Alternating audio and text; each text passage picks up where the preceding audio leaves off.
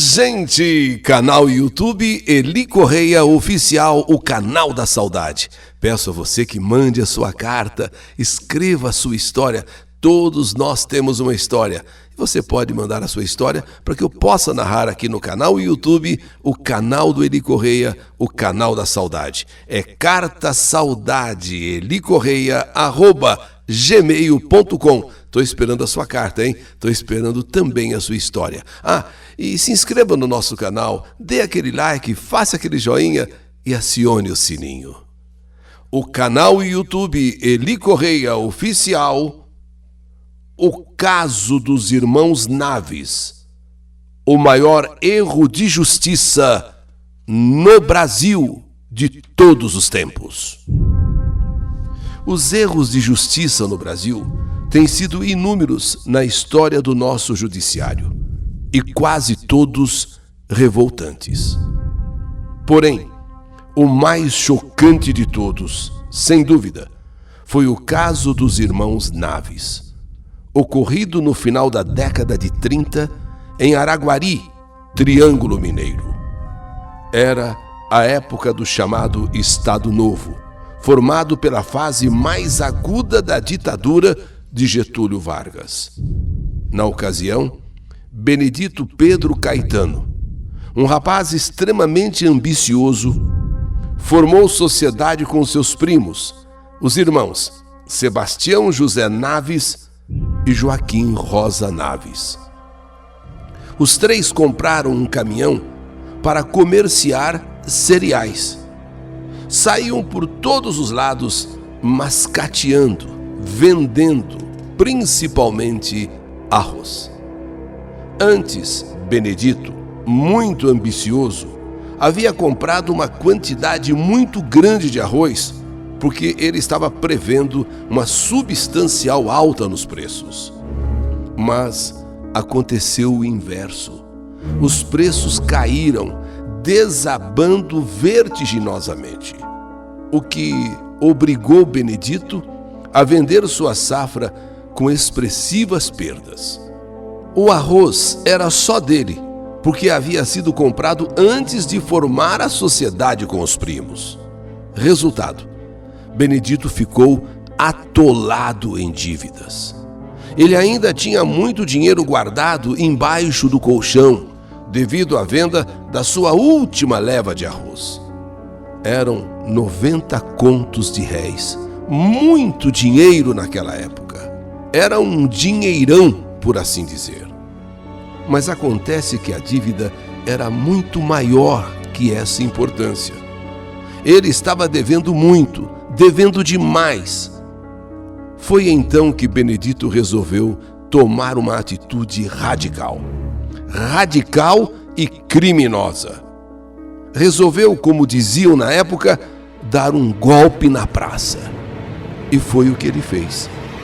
Na madrugada de 30 de novembro de 1937, Benedito pegou os 90 contos de réis, colocou em uma mala e caiu fora de Araguari, deixando os credores a ver navios. Fugiu sem avisar os familiares. Fugiu sem avisar ninguém. E na cidade, todo mundo sabia que, apesar de endividado, Benedito tinha os 90 contos guardados em casa. Na ocasião, o tenente Francisco Vieira dos Santos, policial extremamente truculento, grosso, violento, assumiu a delegacia da cidade. Ele era conhecido como Chico Vieira, policial bravo, torturador terrível, que sentia imenso prazer em presenciar o sofrimento de suas vítimas. Esse Chico Vieira começou a dar em cima dos irmãos Sebastião e Joaquim, cuja sina que se seguiu deu-lhes a fama de os irmãos Naves. O tenente e, ao mesmo tempo, delegado Chico Vieira botou na cabeça que os irmãos Naves tinham dado um fim no primo Benedito para se apoderar dos 90 contos que ele tinha. E mandou prender os dois irmãos inocentes.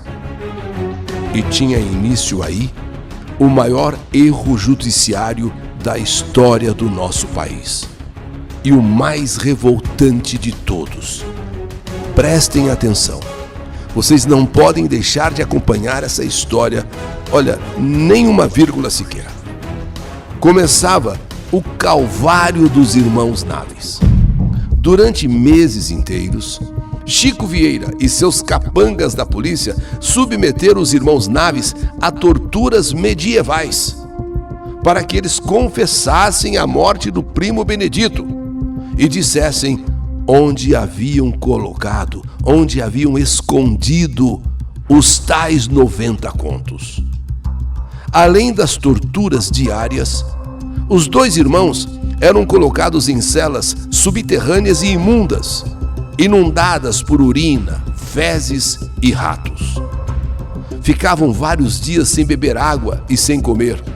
Não tinham direito a um banho de sol e sequer receber visitas dos familiares.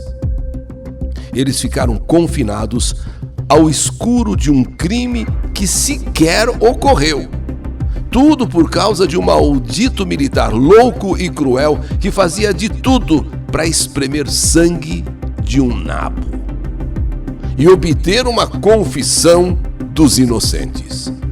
E se não bastasse isso, se não bastasse o sofrimento no cárcere, esse tenente delegado determinou que Sebastião e Joaquim fossem levados a um campo aberto para que sofressem mais ainda. Seus corpos foram pendurados em postes de madeira e banhados em mel, para serem atacados por abelhas e formigas.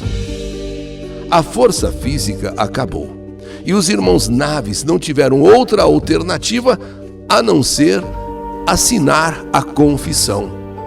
Sem conseguir aguentar mais tantas torturas, os irmãos Naves confessaram um crime que não tinham cometido, até porque o primo Benedito não havia sido assassinado. Estava apenas desaparecido, fugiu por causa das dívidas e levou com ele o dinheiro que ele tinha guardado em casa. Eles confessaram sob tortura, mas e o dinheiro? Cadê o dinheiro? E o dinheiro? O tenente Chico Vieira queria saber do dinheiro. E os irmãos Naves não sabiam de dinheiro algum. Foi então que o tenente maldito tomou uma decisão mais revoltante ainda. Mandou buscar Dona Ana. Dona Ana, mãe de Joaquim e Sebastião. Ela era chamada Dona Ana, mas era Dona Ana Rosa Naves. E mais, mandou buscar também as esposas e os filhos dos dois. E a família toda também foi terrivelmente torturada por Chico Vieira e seus capangas.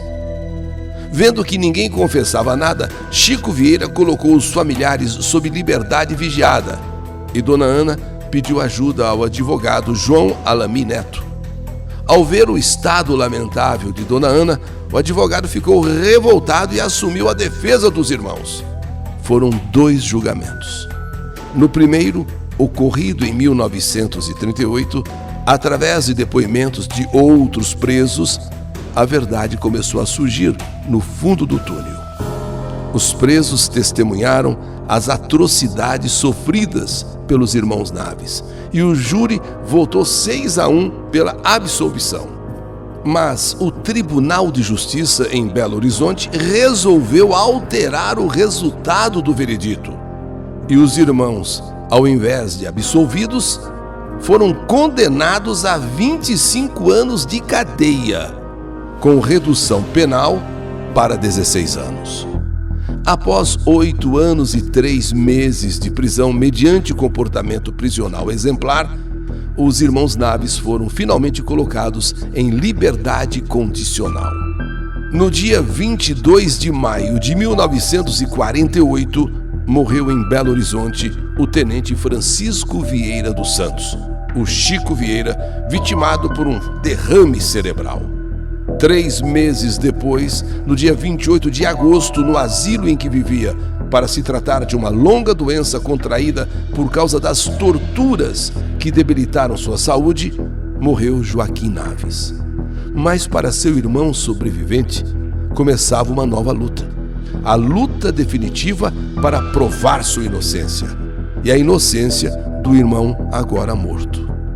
Em busca dessa justiça, Sebastião decretou para si mesmo que iria até o inferno para buscar pistas do primo Benedito, o mesmo que havia dado o calote, o mesmo que havia dado o golpe na praça em Araguari, 20 anos antes, o que provocou toda a tragédia.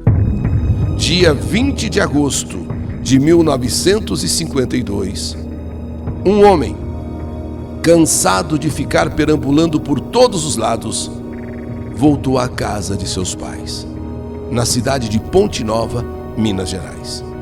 Um homem que era dado como morto. Quem era esse homem? 20 anos depois que apareceu? Benedito.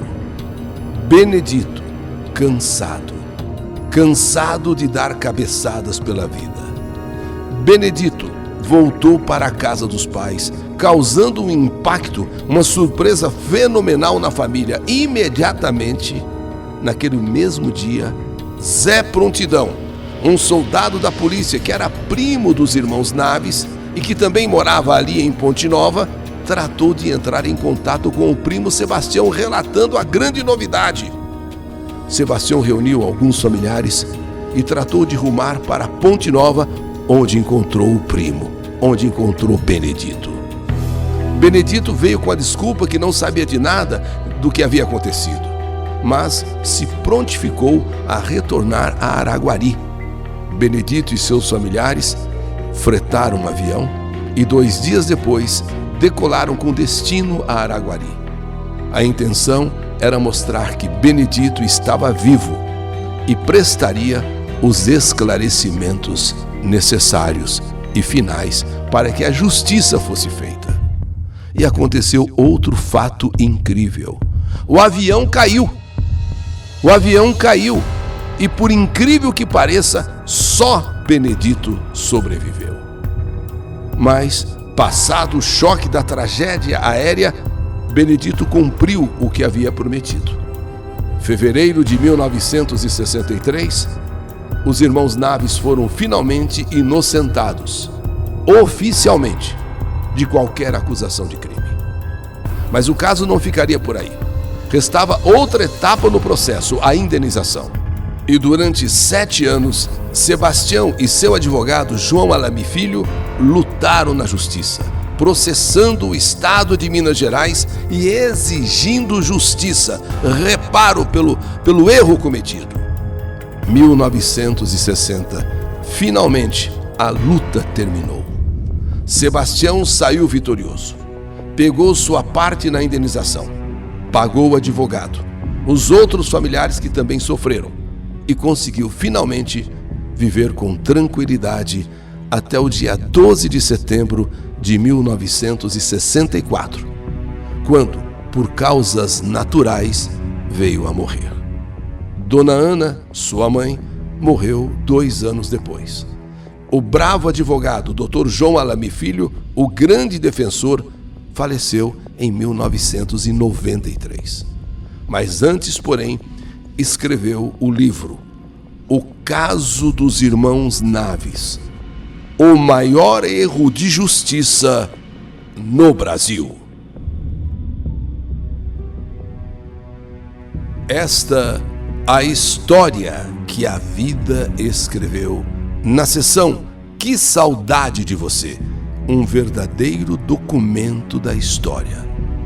Um verdadeiro documentário sobre o caso dos irmãos Naves, o maior erro de justiça cometido no Brasil, onde 2 inocentes pagaram, e caro, por um crime que não cometeram. Faz parte da história, está nos anais da história, o caso dos irmãos Naves, o maior erro de justiça no Brasil de todos os tempos. História do canal YouTube Eli Correia Oficial.